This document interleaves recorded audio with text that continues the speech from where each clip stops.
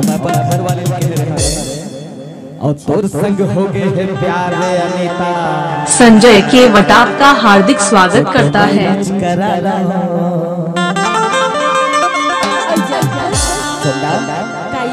ये बोलोरो मंगाता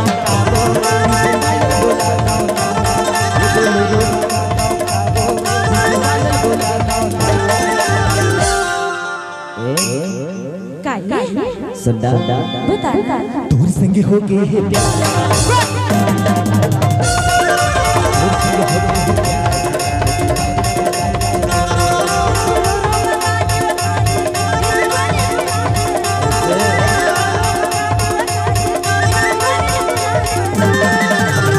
संजय के वटाप का हार्दिक स्वागत करता है। बताना अरे तू हर संग हो गई।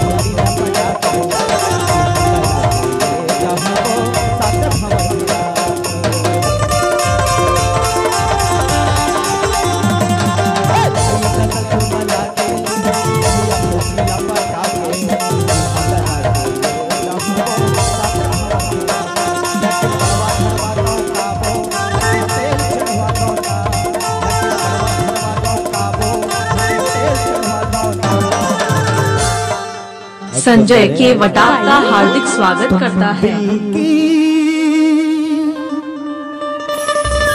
धड़कन में रहते हो रहती हो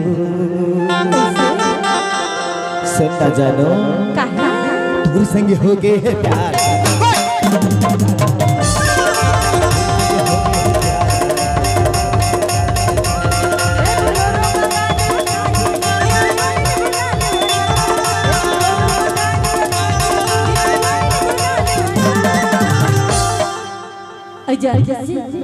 बताना कागे थजरे संजय के वटाप का हार्दिक स्वागत करता है। संगीत संगवार सबको को जानते हैं। बोल पक्का विश्वास नहीं है रे देखरे बरते का कही थे। बताना ये तू हर संग हो गए।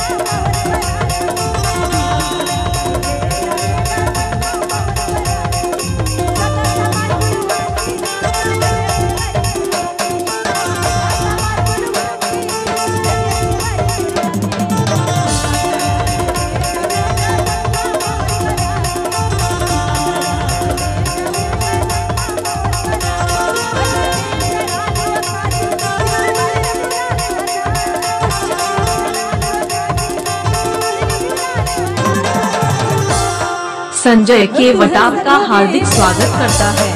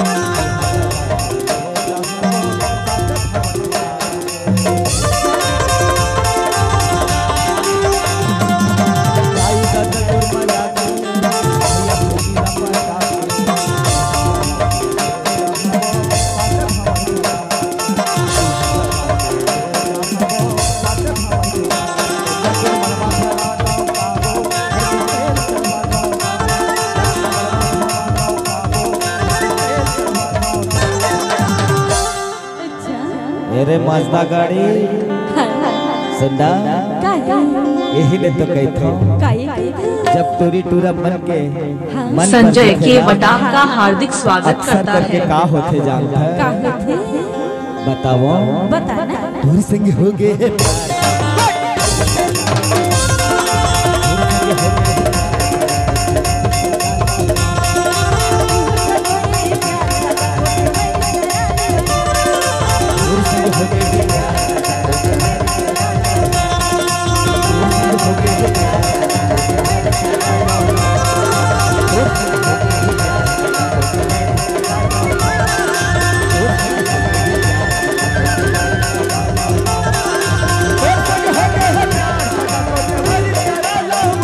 संजय के वटाप का हार्दिक स्वागत करता है।